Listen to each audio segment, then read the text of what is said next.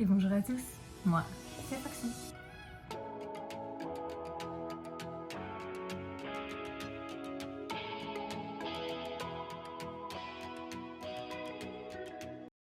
Aujourd'hui, vidéo vraiment tout confort. Il pleut aujourd'hui à Séoul, c'est vraiment pas un temps à être dehors. Je me suis fait un petit matcha latte chaud parce que j'ai besoin de réconfort. D'ailleurs, petit matcha qui m'a été offert par la région du Jeollanam-do sur le dernier voyage sponsorisé que j'ai fait.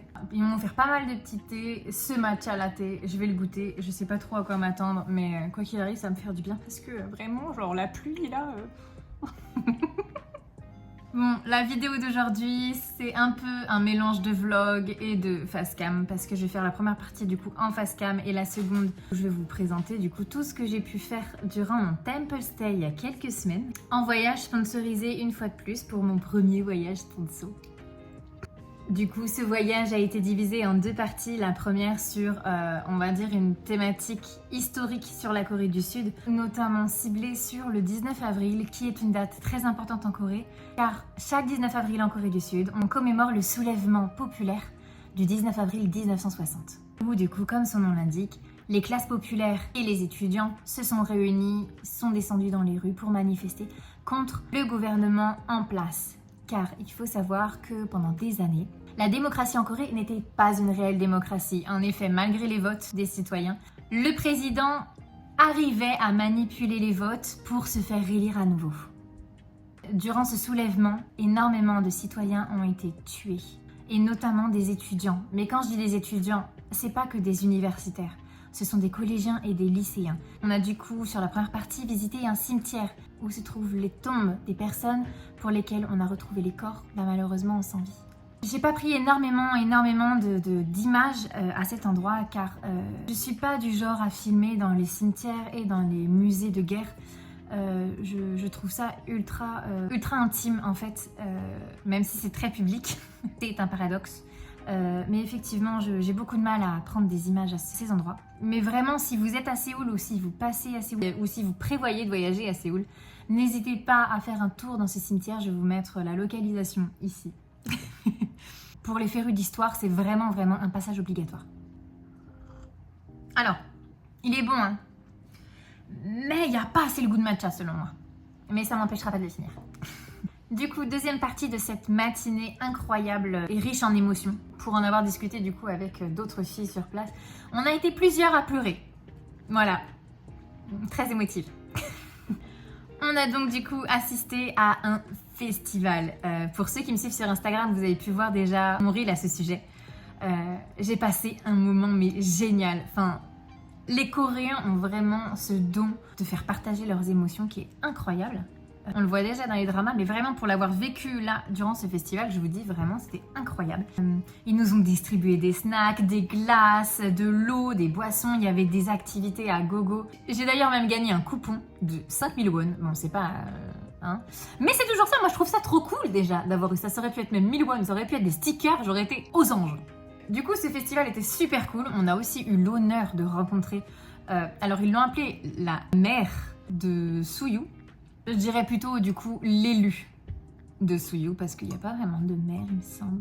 Mais soit, on a eu l'honneur du coup de rencontrer l'élu du district, d'échanger quelques mots avec elle. Elle nous a d'ailleurs offert un petit truc, attendez. C'est encore moi, of course. Elle nous a offert du coup ces petites... comment je vais appeler ça? On va dire des tasses à thé. Mais regardez la beauté, vraiment. C'est en acier brossé, mais vraiment, elles sont juste magnifiques. Enfin, genre... Parfois, je me dis que j'ai vraiment de la chance de vivre tout ça. Non, je le mérite. Et après tout ce que j'ai pu vivre là dernièrement, je peux au moins profiter de ces petits moments. Du coup, c'était archi cool comme moment, vraiment. Genre, il y avait des chars, il y avait des défilés, les femmes et les hommes portaient des hanboks ou des tenues traditionnelles pour les chants et les danses, ou étaient habillés en uniforme de l'époque. Vraiment, j'ai trouvé ça mais tellement cool, mais tout.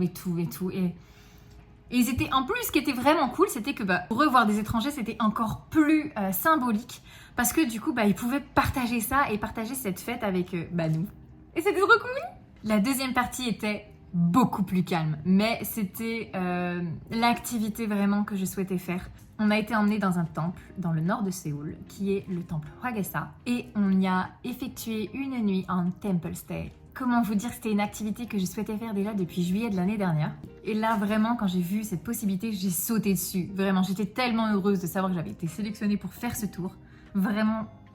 Du coup, pour vous parler un petit peu du temple stay, comment ça s'est passé? On a été accueillis sur place, on est allé voir nos chambres. La mienne avait un nom, mais je me suis dit que je pouvais pas être dans une autre chambre. Vraiment. C'était sorrowless, sans tristesse. Comment vous dire? Que c'est très symbolique pour moi, car je suis encore extrêmement affectée par le départ et la perte, surtout, de mon cheval. On essaie de pas pleurer. Bon, la caméra aura changé un petit peu d'angle parce qu'en fait, dans ma grande délicatesse, j'ai fait tomber tout mon setup. Mon setup, c'est pas grand chose, hein, c'est juste ma ring light, mais tout est tombé. C'est du grand mot. Hein. Du coup, après avoir découvert notre chambre, j'étais avec 2 autres Françaises. Du coup, les filles, si vous voyez ma vidéo, des bisous. On a préparé la chambre, donc on a mis les lits, parce que du coup, on a dormi par terre, effectivement, à la coréenne, hein, pure et dure, sur des petits matelas, en fait, à même le sol. On s'est changé parce que, du coup, il y a une tenue très spécifique pour effectuer ces temple stay. Je vous mets une photo de moi ici, super Fashion Week 2024. Ah ouais, je sais. Après tout ça, on a été conviés à effectuer une activité qui était l'activité pareille. J'étais tellement heureuse de pouvoir la faire. C'était une activité pour confectionner notre mala. Qu'est-ce qu'un mala? Je vous le montre parce qu'il est ici. Un mala, c'est ça. Vous pouvez aussi le connaître sous le nom de chapelet pour les chrétiens. Je sais qu'en islam, il en existe aussi. C'est pour compter le nombre de prières qu'on fait, donc il y en a 108. Ils nous ont fourni les cordons, les perles, donc on a tout fait ensemble. C'était très très cool, c'était un super moment. On était toutes aux anges. Et c'est ça que j'ai adoré durant cette temple stay, c'est qu'on était toutes sur la même longueur d'onde, les mêmes, je dirais, vibrations. On avait vraiment cette même envie et ce même plaisir d'être là et c'était trop cool, vraiment. Après avoir confectionné nos petits malas, on a fait un petit tour en pleine nuit du temple et c'était magnifique. Vraiment, c'était d'un calme, d'une beauté. Enfin, vraiment, ce temple stay tombait à pic pour moi, donc vraiment trop contente. J'arrête pas de sourire, c'est une folie. Hein. Faudrait que j'en refasse un. Suite à ça, on est rentré dans nos chambres parce qu'il faut savoir que les temple stays sont très millimétrés. Il y a vraiment des heures pour les activités, des heures pour les repas, les méditations et le coucher. Figurez-vous que pour le coucher, l'heure était de 9h. Oui, messieurs, dames, il fallait aller dormir à 9h. Comment vous dire que c'est très compliqué. Je me couche pas avant minuit, 1h du matin. Et les filles qui étaient avec moi, non plus. Voire, c'était même pire pour elles. Parce qu'elles se couchaient plus tard. Du coup, je vais pas vous faire un dessin. On a parlé. On a discuté pendant longtemps. Enfin, longtemps. Oui, de 9h à minuit et demi, 1h. À savoir que le réveil était à 5h du matin. Car on était attendu à 5h20 pour la prière avec les moines. Et les retards sont pas du tout acceptés. Déjà, chez les Coréens, c'est très compliqué, mais alors dans un temple, c'est encore pire. Petite info très importante, on a effectué ce temple stay mi-fin avril, mais selon le temple, on était encore dans les horaires d'hiver, d'où le fait qu'on se soit levé à 5h du matin. Car durant les horaires d'été, le lever est à 3h du matin. On a au moins évité ça. J'ai pris aucune image, hein, parce que clairement, moi je trouve ça ultra déplacé de filmer durant une prière, un sermon, tout ce que vous voulez, surtout à l'intérieur d'un lieu de prière. J'ai beaucoup de mal à filmer ce genre de choses. Néanmoins, j'ai plein d'autres vidéos, ne vous inquiétez pas. Du coup, après cette prière, on est parti pour une méditation en conscience. C'était super intéressant car de mon côté, je médite beaucoup chez moi. J'ai pas de religion à part entière, mais je suis ce que j'appellerais spirituelle, on va dire. Ça fera peut-être l'objet d'une autre vidéo, mais je vais pas en parler maintenant. Du coup, on a effectué cette méditation qui était pareil, une fois de plus, incroyable. Après cette méditation, on a eu un temps off, on va dire, où on s'est baladé du coup avec l'une de mes camarades françaises dans le temple. On en a pris plein la vue, hein. C'était le lever du soleil, du coup, parce qu'il était 7h du matin. C'était magique, vraiment. Ce temple était magique. Juste après ça, du coup, on a été réunis pour le petit déjeuner. Super important. C'était incroyable. J'ai archi bien mangé parce qu'en plus, en tant que végétarienne, j'étais vraiment à ma place là-bas. Vu qu'ils ne mangent pas de viande, ni de poisson, ni d'œuf, il me semble, parce que je n'en ai pas vu. Mais surtout, au niveau saveur, c'était incroyable. Vraiment, on s'est régalé. Toutes. Genre, vraiment, c'était trop bon. Petite anecdote, le repas doit se faire en silence. Moi, ça me va bien, parce que le matin, je ne parle pas beaucoup. Je suis plutôt dans ma bulle et... voilà. La seule chose qui m'a manqué, c'est le café. Parce qu'ils ne boivent jamais de café. C'est que du thé là-bas. Alors, je me rappelle plus très bien de l'ordre, mais on a effectué d'autres activités, notamment un tour du temple qui était ultra complet, vraiment. La moine, le moine femme, la monque, qui nous accompagnait, du coup, nous a expliqué l'histoire vraiment du bouddhisme, l'histoire vraiment de la religion bouddhiste autour de Bouddha, le fait que ça venait d'Inde, etc. Elle nous a parlé du fait de pourquoi ils étaient végétariens, du fait qu'ils respectaient tous les corps, que ce soit des insectes, des animaux, des humains, etc. C'était mais vraiment fou, vraiment, enfin c'était ultra en adéquation avec moi-même. J'étais trop bien, vraiment, je me suis sentie tellement à ma place. Ça m'a fait tellement de bien, j'ai pu déconnecter, c'était trop cool. En plus, durant cette visite, je vous raconte pas, ils nous ont fait visiter leur entreposage de sauces faites maison. Donc il y avait du doenjang fait maison, incroyable. C'est juste...